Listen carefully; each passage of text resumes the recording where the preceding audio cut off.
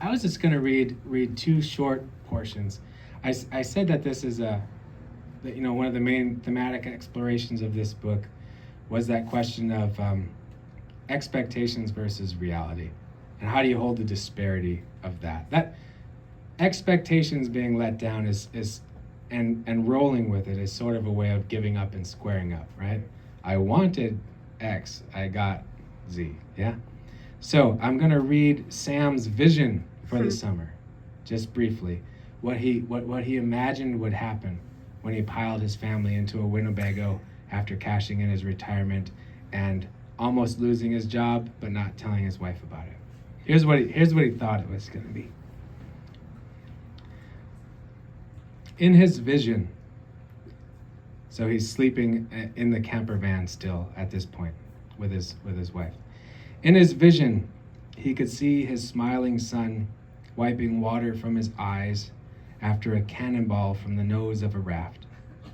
He envisioned Swami sitting mid-boat with Dell, her legs tanned from weeks in the sun, her short shorts faded from all the river washings. Swami would be rubbing sunscreen into Dell's and Dee Dee's arms, while the little girls, even more blonde now, bounced and laughed on the tube in a raft. Swami would smile at Sam, and Sam would J-stroke the raft from the back, one sandaled foot propped up on a thwart, shoulders bronzed and strong again, on his 100th river trip of the summer. And then, toward the end of the day, he'd have a cigar in his teeth. And of course, there'd be the coffer, pressed down and overflowing with easy river money from busloads of guests. And then evenings would come. He and Swami would walk together to some riverside campsite. They'd cook fatty food over crackling coals. The kids would eat and sleep so easily and early. And then, when the whole world was quiet, Swami would wrap her golden legs around Sam and whisper to him how glad she was that he'd brought them all out here. This is all his daydream, yeah? Okay. How glad she was that they brought them all out here, for taking a risk on such a wonderful summer for them and the kids, and they would make love out there in the northern lights, Swami's eyes all lit up in the darkness with campfires and rivers and bright green stars. So that's the vision. That's what Sam hopes. But he will soon come to the impasse of reality, yeah? On their trip north, before they even arrive as the new owners of Woodchuck Rafting Company, they hit a deer with their Winnebago, which I don't know, is that like a really common thing in Jersey? Yes. Right on.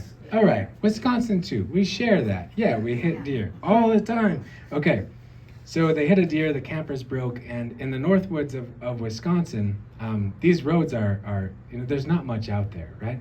And if you break down in the north woods, your best bet at midnight is to hope someone comes along with a big truck and some chains in the back. And if they do, they will probably be drinking beer, and they will give you a tow to town, right? So here's what's happening to these guys. All right, so they hit the deer. The Winnebago is steaming on the side of the road. And I'll just read these last 2 pages of chapter 1. I do not want these men pulling us, Swami hissed as he climbed up front. Dee Dee had fallen back to sleep. Swami had her buckled into her car seat on the floor between her legs. We need a tow, said Sam. They'll go slow, and I can still use the brakes. And these guys work for Woodchuck? Sam hesitated. Well, one of them does. You remember how raft guides can be? We just haven't been around them in a while. And besides, we are the owners, right? My Uncle Chip will be there. It'll be fine. Sam waited in silence with the cold, unopened can of beer between his legs, waiting for another of Randy's thumbs up. Sam flashed his blinkers. The chains grew taut, and with a gentle jerk, they were back out on the road, rolling. Pete leaned out his passenger window, laughing and waving Sam forward. So these two guys, Pete and Randy, they pulled up, they're drinking, yeah? they're going to offer him a tow. And what I need to tell you is that before they hooked up the chains to the Winnebago, Pete and Randy raced back to get the dead deer, yeah? To put it in the back of their pickup truck. Swami glared ahead, gripping the handle of the baby seat. Randy's truck gently weaved between the center line and the gravel shoulder, attached to the camper with a rusted chain like an old tugboat. In the illumination of the Braves flashers, the truck showed all its rust and spray paint, gray primer patches. The truck's rear window revealed a shotgun rack with a canoe paddle and a rifle in it. The window glass wore a big Metallica sticker, a sparkling trucker girl silhouette, and an NRA decal the size of a dinner plate. The dog kept turning in its seat, pausing to look out the rear window with its big paws on the backrest. In the truck's bed, and Swami's mouth gaped open in horror for the first half mile, were a dozen empty beer cans, a chainsaw, and the roadkill deer carcass with its hind leg up in the air, its stubby antlers in velvet. Randy did drive slowly, incredibly slowly. How much farther? Swami finally managed to say. She sat with her eyes closed tight. Not too far, said Sam. Can I see the deer again? Asked Darren, their son. What deer? Said Dell. Stay buckled up, said Sam, quietly now. Randy's diesel pickup whistled and burped black smoke as it chugged up a long hill. Its taillights illuminated Swami's face a deep red as the vehicles coasted down the other side. They soon passed a row of small houses leading into the town, and Randy slowed. Sam recognized the houses, but they'd aged. Their paint had peeled. Porches drooped. The trucks in their driveways rusted and sagged on their springs. In one yard, Sam could make out, in Randy's headlights, a collection of cardboard election signs. Several faded ones read Clinton Gore. One with a black ribbon read, We'll Remember You, Sheriff Patcher, Maragami County Sheriff, 1957 to 93. And several shiny new ones read, Quit Whining and Start the Mining. Thunderwater, Sam knew, had always been a paper town.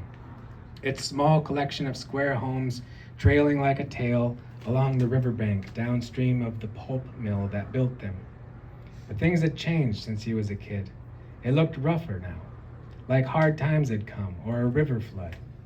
But then Sam caught a glimpse of the river shining blackly through a few of the trees. The river hadn't changed, nor had the broad rock bluff along its far side.